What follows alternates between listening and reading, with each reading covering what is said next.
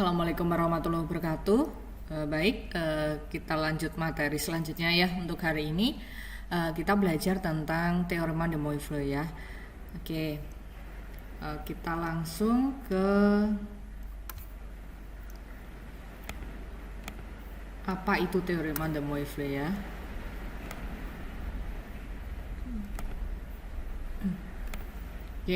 Nah ini ya. Jadi tentang teorema de Moivre.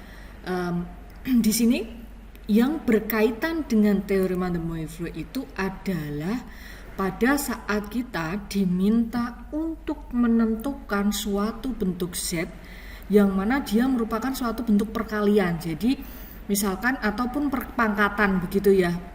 Perkalian atau perpangkatan. Ya, itu bisa memanfaatkan yang namanya adalah teorema de Moivre gitu ya. Nah, di sini dikatakan bahwa apabila Z1 ya, Z1 itu R1 cos theta 1 plus I sin theta 1. Nah, ini kan bentuk kutub ya. Kemudian Z2-nya itu R2 cos theta 2 plus I sin theta 2 dan seterusnya sampai dengan Zn di sini. Oke.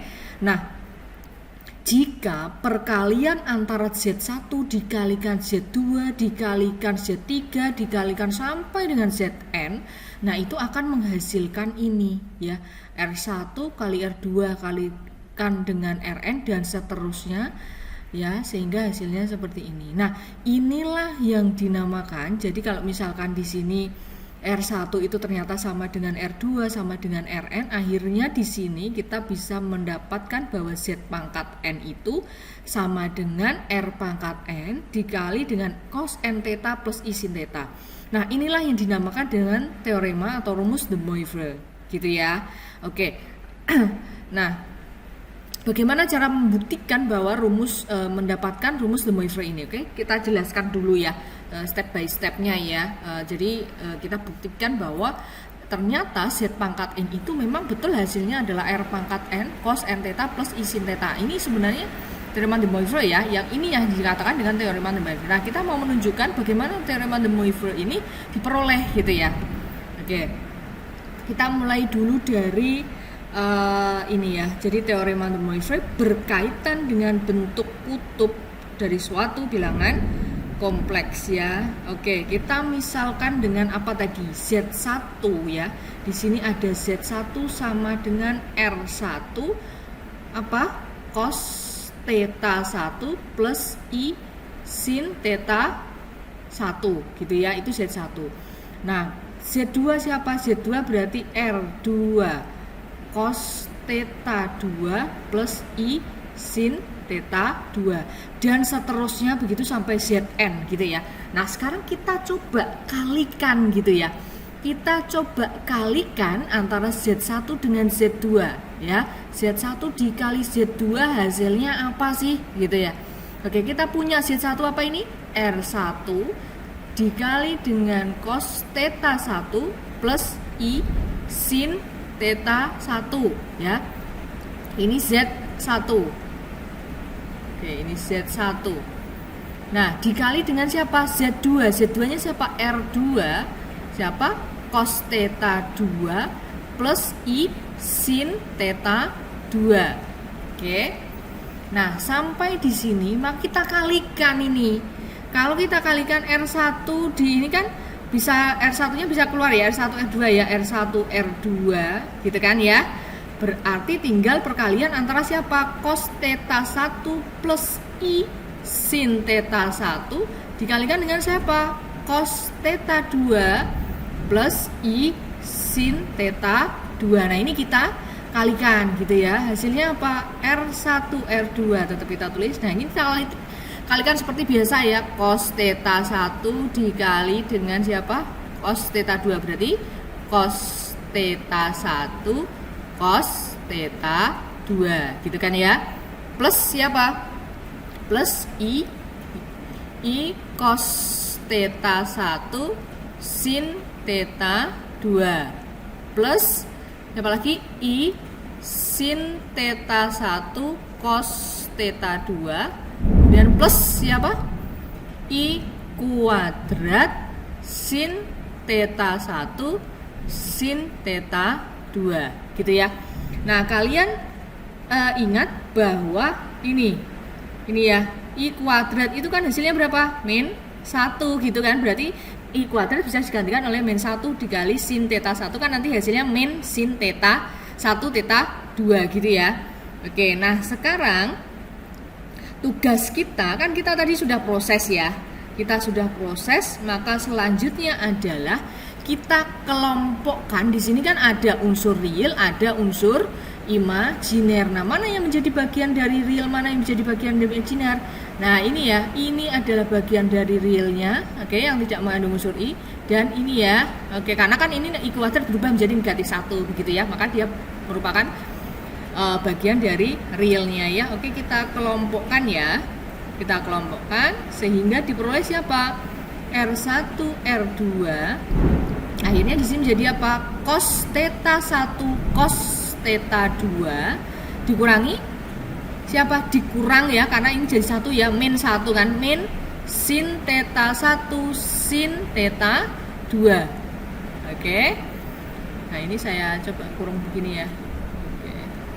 Plus siapa ini? Plus I. Oh, maaf. Plus I. Plus I ya. Oke, ini bagian imajinernya siapa? Cos theta 1 sin theta 2. Oke.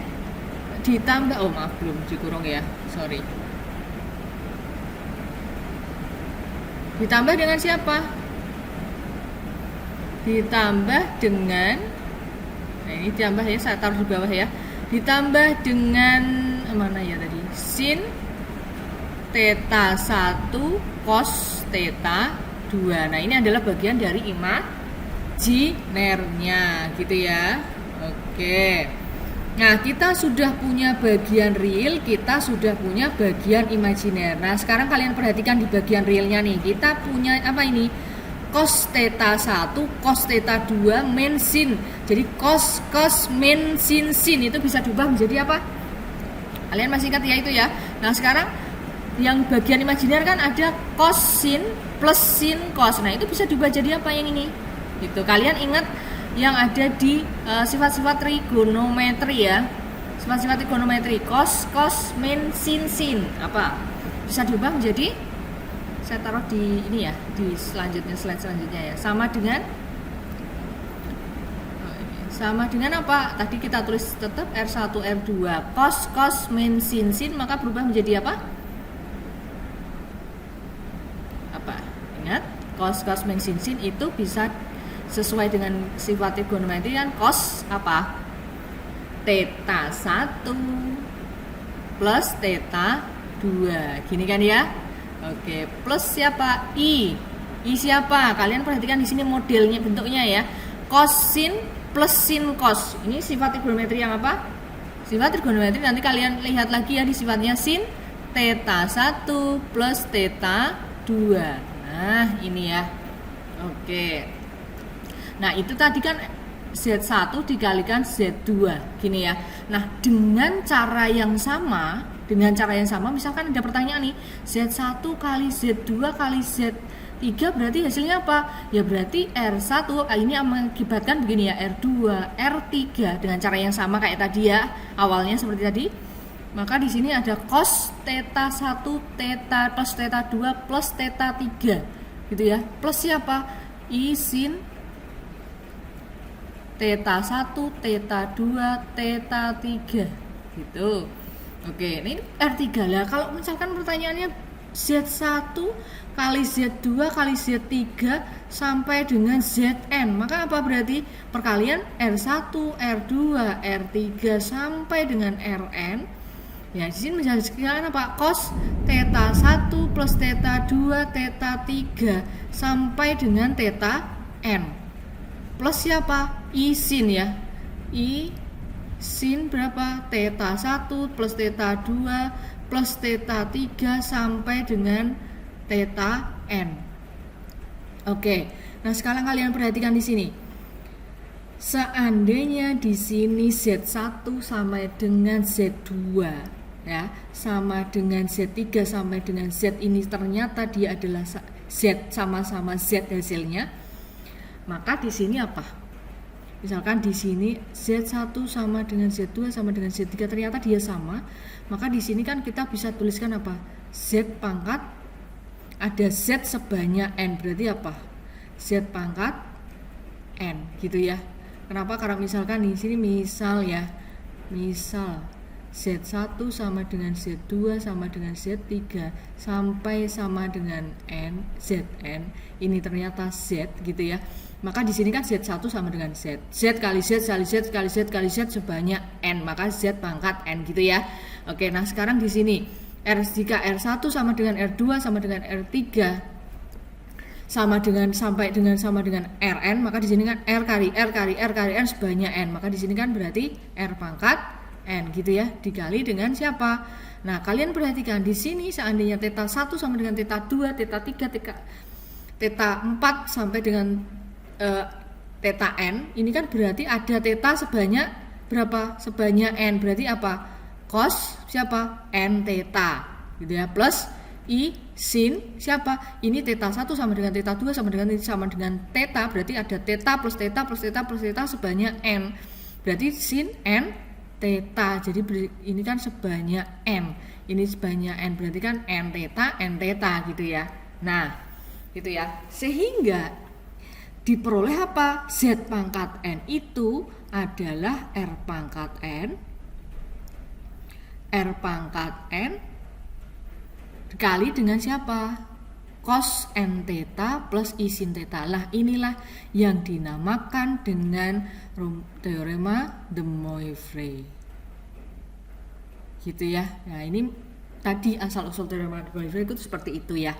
Seperti ini yang tadi dijelaskan di ini. Nah, kan sama ya. Bagian yang ini. Oke. Gitu ya. Oke, tadi ini. Nah, ini yang dinamakan dengan teorema de Moivre. De Moivre. Nah, itu. Jadi teorema de Moivre itu dimanfaatkan pada saat kita diminta untuk mencari suatu Z pangkat N. Nah, ini kita bisa memanfaatkan teorema de Moivre. Nanti kita akan berikan contohnya ya biar lebih mudah. Oke, kita lanjut dulu ya. Nah, sekarang lalu bagaimana di sini dengan seper Z pangkat N? Kalian ingat bahwa seper Z pangkat N itu kan berapa? Z pangkat negatif N gitu ya. Nah, tadi kita berbicara tentang siapa? Tentang Z pangkat N. Lalu kalau misalkan di situ pangkatnya menjadi pangkat negatif N bagaimana? Nah, ternyata kalau misalkan di sini itu adalah N-nya bilangan asli ya. N-nya bilangan asli, Z pangkat negatif N itu kan bisa diubah menjadi seper Z pangkat N ya. N-nya bilangan asli, maka itu pula berlaku untuk berlaku menggunakan rumus de Moivre tadi, teorema de Moivre, yang artinya tadi kan kita dapat bahwa Z pangkat N kan ini ya, R pangkat N. Lah kalau misalkan Z pangkat negatif N bagaimana? Z pangkat negatif N ya kita tinggal ubah N-nya diganti dengan negatif gitu ya, seper R pangkat N atau R pangkat negatif N. Di sini kan berarti berubah menjadi negatif ya. Z pangkat negatif N berarti apa? Z R pangkat negatif N dalam kurung cos N-nya diganti dengan negatif N theta plus I sin negatif N theta gitu ya. Jadi seperti ini. Nah, ini. Jadi N-nya diganti dengan negatif. Nah, artinya apa? Artinya bahwa teorema de Moivre itu berlaku untuk N yang bilangan bulat gitu ya. Berlaku untuk N bilangan bulat. Kita bisa memanfaatkan teorema de Moivre. Oke? Kita langsung ke contoh aja ya biar kalian lebih paham ya. Oke, kita ke contoh. Misalkan di sini. Kita ini ada suatu contoh kalian diminta untuk menghitung akar pangkat 3 plus I pangkat 8. Nah, ini kalau kita hitung satu persatu manual, akar 3 plus I dikali dengan ini kan sebanyak 8 kali, kan panjang sekali ya. Maka biar lebih ringkas kita bisa memanfaatkan apa yang namanya adalah teorema de Moivre gitu ya. Tadi yang sudah dibuktikan gitu ya. Teorema de Moivre kan mengatakan apa? Bahwa Z pangkat N sama dengan R pangkat N cos N theta plus I sin N theta. Nah, ini adalah Moivre. Nah, artinya ini bentuk apa? Ini bentuk kompleks gitu ya. Nah, padahal teorema de Moivre itu berlaku untuk bentuk kutub. Maka kita kuncinya adalah mencari siapa? Mencari R dan tetanya terlebih dahulu. Itu kuncinya. Oke. Nah, sekarang R kita cari dulu ya. R kita cari terlebih dahulu. Nah, oke. R sama dengan apa? Akar dari, nah, X-nya kan tadi akar 3 yaitu ya soalnya akar 3 kuadrat plus 1 kuadrat, sehingga di sini hasilnya adalah akar 4 atau 2 gitu ya.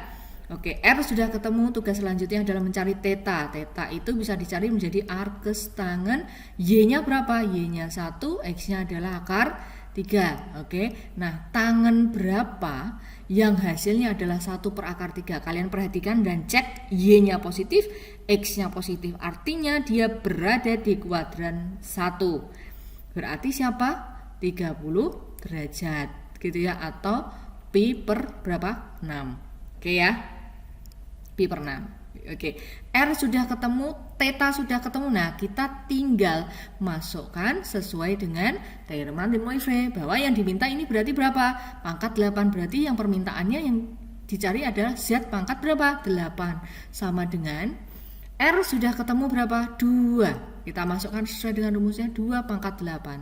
2 pangkat 8 dikali dengan siapa? Cos. N-nya berapa? Ini N-nya adalah 8 ya, yang diketahui. Z pangkat N. Berarti N-nya berapa? Cos 8. Cos 8 dikali dengan tetanya berapa? Pi per 6. Plus I sin 8 dikali dengan siapa? Pi per 6. Oke, nah ini artinya berapa? 2 pangkat 8. Ini kalau disederhanakan menjadi cos berapa? Cos 8 pi per 6 itu kan artinya 4 pi per 3 ya.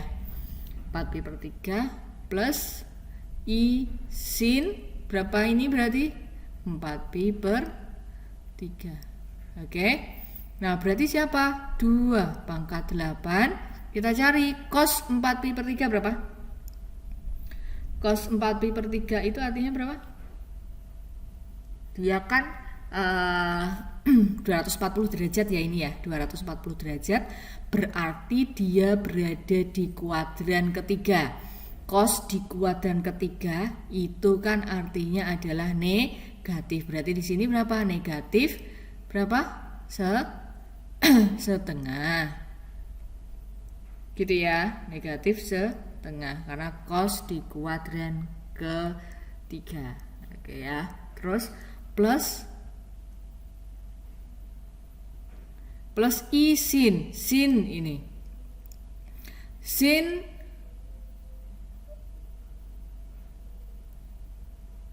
240 ya, sin 240 benar ya, sin 240 ini berarti sin pada kuadran ketiga itu apa, positif apa negatif? Sin pada kuadran ketiga kan negatif juga ya, negatif, maka hasilnya berapa? Hasilnya adalah negatif sin 240 berarti berapa? Setengah setengah akar 3 gitu kan ya. Oke, nah berarti ini ada I-nya ya, maaf ketinggalan I-nya, aduh. I. Oke, nah sehingga berapa ini hasilnya? 2 pangkat 8. Ini negatif setengah, setengahnya boleh dikeluarkan ya. Setengah boleh dikeluarkan. Artinya berapa? Kalau setengah dikeluarkan itu kan berarti bisa diubah menjadi 2 pangkat 7. Boleh ya? Jadi kan 2 pangkat 8 dikali setengah. Ya. 2 pangkat 8 dikali setengah kan jadinya 2 pangkat 7. Benar ya? Nanti itu coba dicek ya.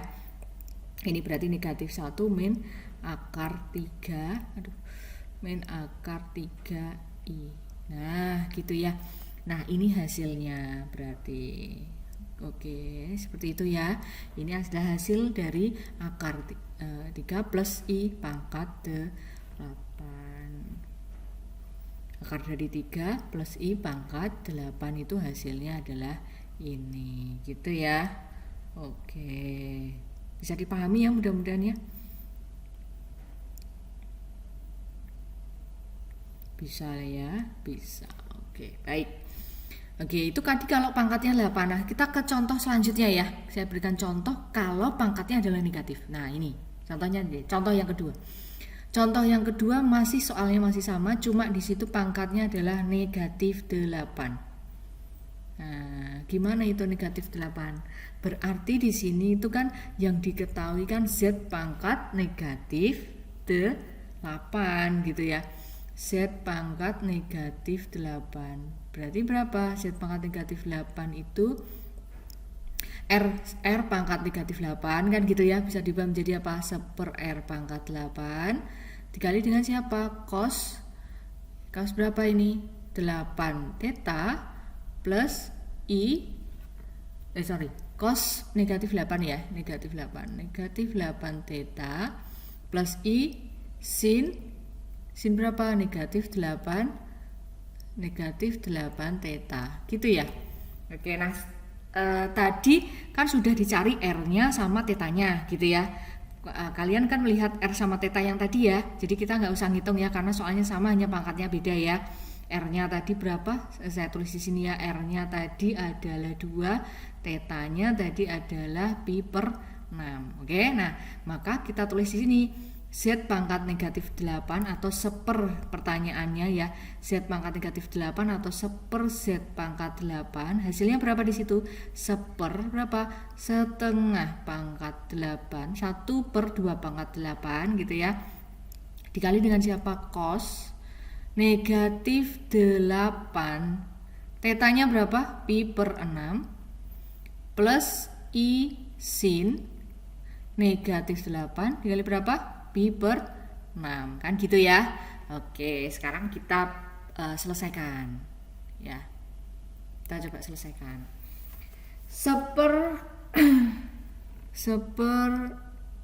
Z pangkat 8 sama dengan ini masih kita tulis 1/2 pangkat 8. Oke ya. Nah, berarti cos berapa? Cos negatif berapa itu?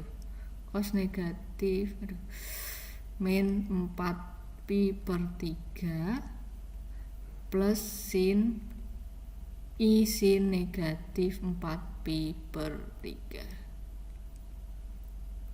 Oke, nah ini berarti menjadi apa?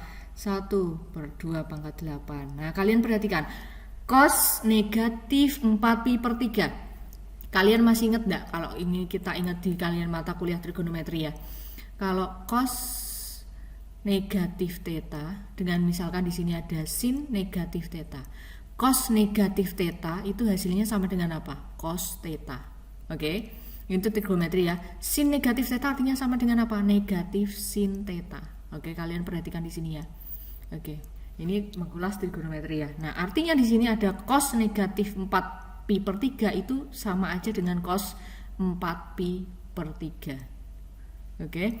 Plus I sin negatif 4 pi/3 ini artinya min I sin berapa? 4 pi/3. Nah, di sini ya. Oke. Nah, artinya siapa? Berarti 1/2 pangkat 8. 1/2 pangkat 8 cos cos 4 pi/3 berapa? Cos 4 pi/3. Cos pada kuadran ketiga. Berarti tadi hasilnya adalah negatif setengah. Oke. Min berapa? Sin pada kuadran ketiga adalah negatif setengah akar 3 gitu ya, sehingga di sini hasilnya berapa?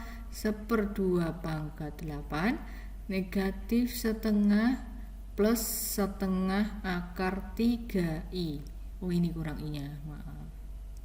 Oke, sehingga di sini apa? Ini boleh dikeluarkan setengahnya gitu ya. 1/2 pangkat 8 dikali dengan setengah berarti menjadi apa? 1/2 pangkat 9 gitu kan ya. Oke, berarti di sini min 1 plus akar 3i. Nah, ini adalah hasilnya untuk yang negatif 8. Bedanya apanya? Beda ya. Di sini 2 pangkat 7 negatif 1 min akar 3i. Ya, ini 1/2 pangkat 9 negatif 1 plus akar 3i itu yang pangkat negatif. Begitu ya. Nah, itu adalah pemanfaatan teorema de Moivre. Jadi kita bisa memanfaatkan teorema de Moivre untuk menghitung perpangkatan seperti ini. Jika n-nya adalah bilangan bulat. Begitu ya. Oke. Jadi lebih mempermudah daripada kalian menghitung satu itu kan sulit ya. Oke, seperti itu ya pemanfaatannya. Baik, nah sebagai latihan soal silahkan kalian coba kerjakan dari 3 soal ini ya. 3 soal ini silahkan kalian kerjakan, nanti silahkan coba untuk dipahami kembali materi yang tadi sudah dijelaskan tentang teorema de Moivre. Oke, demikian untuk hari ini tentang teorema de Moivre. Silahkan dipelajari kembali, mudah-mudahan dipahami dan semoga bermanfaat. Saya akhiri dulu. Wassalamualaikum warahmatullahi wabarakatuh.